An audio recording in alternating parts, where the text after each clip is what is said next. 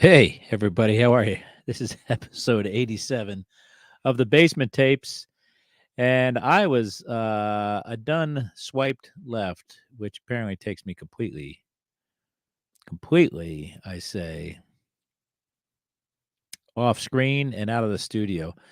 So I kind of had to reboot here. Not reboot, just kind of revamp and share my screen again. Episode 87, we say, of the Basement Tapes. I promised you folks that stuff was getting real here in the 60s. And what have we here? We got ourselves a brand new football league. We're talking about the American Football League, the AFL, 1960 Fleer AFL team decals. Fleer would put out several products depicting the AFL situation happening in professional sports. Um, these were decals that were inserted with packs of cards with a full set, and we'll get to that full set in a bit. For whatever reason, my spreadsheet seems to go out of order, so we'll talk about this right now. And boy, I just swiped right again, but just took me out of my just took me out of my Beckett. That's all. So AFL, new teams, new league. We see some familiar names in this league, but interestingly enough, we see some names that kind of look familiar but aren't quite. I have one of these decals, and for some reason, I have it in my set as a mint card. It's not. It's a. I put that as a 5. So think about these decals before we get too deep here. We're talking about a niche, brand new league in a sport that is on the rise. There's no doubt it's on the rise, but baseball has a huge lead at this point in the hearts and minds of the citizens of our country. And of course, the NFL has a lead over the AFL. So you're talking about a startup league of teams that nobody has ever cheered for before. And then you're also talking about young boys and young girls who just love to stick decals on things. So the fact that these things survived, it's pretty darn special, if you ask me.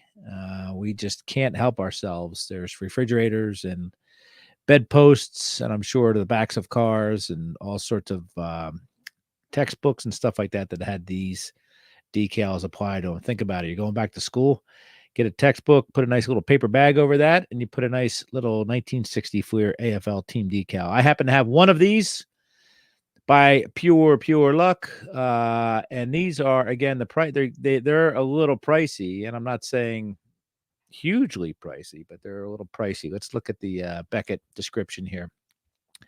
First of all, there's 9 of them. There's $25 average value, $225 a pop. A set will cost you between $100 and $200, and they are not all created equally, and we will talk about that in a second as far as scarcity / price / whatever popularity. This set of 9 logo decals was inserted in the 1960 Fleer regular issue inaugural AFL set. These inserts measure approximately 2¼ by 3 inches, and one decal was to be inserted in each wax pack. The decals are unnumbered and are ordered below alphabetically by team name for convenience. There is one decal for each of the 8 AFL teams, as well as a decal with the league logo. The backs of the decal backing contained instructions on the proper application of the decal. So, again, 8 teams plus one of those league cards, and you can guess the big ones were well, we'll get to that in a minute, but the big ones were the Dallas Texans, and I think there was another one as well that was fairly popular.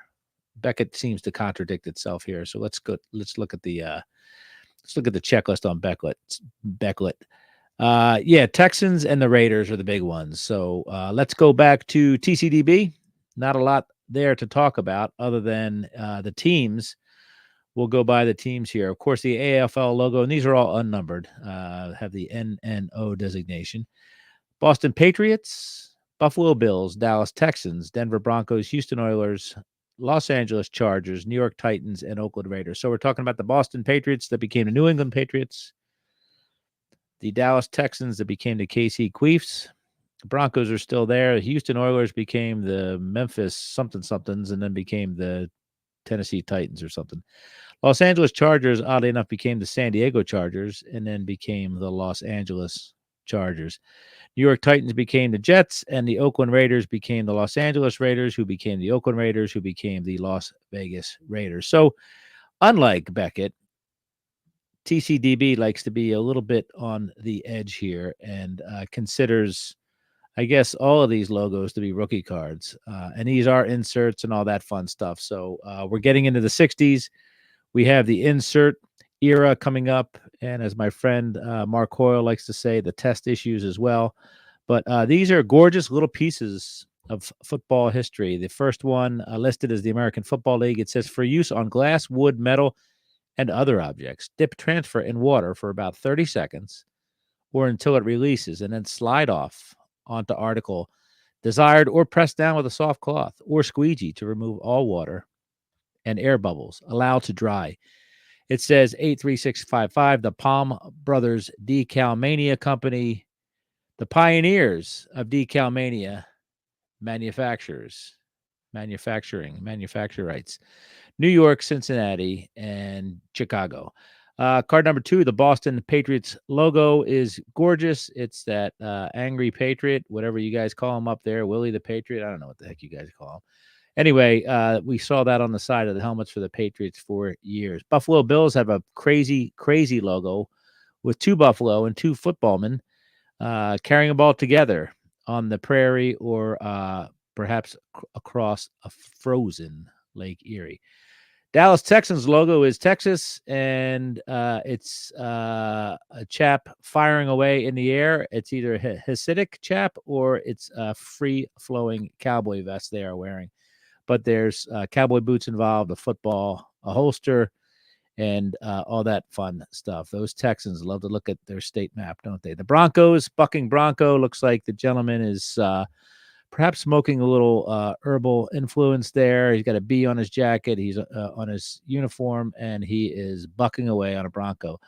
The Houston Oilers, just what we expect, a gentleman in Spurs, tight blue jeans, and an Oilers shirt, jersey, sweater, and a cowboy hat. He looks angry, probably mad at the guy from North Texas. And there are a bunch of oil derricks in the background, so the money is flowing there in South Texas.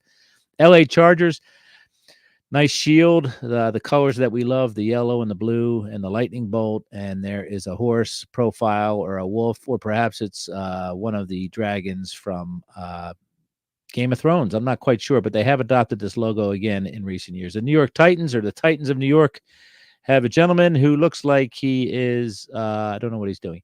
And the Raiders, an early Raiders logo that isn't just black and silver, but black, silver, and sandalwood, I think they call that.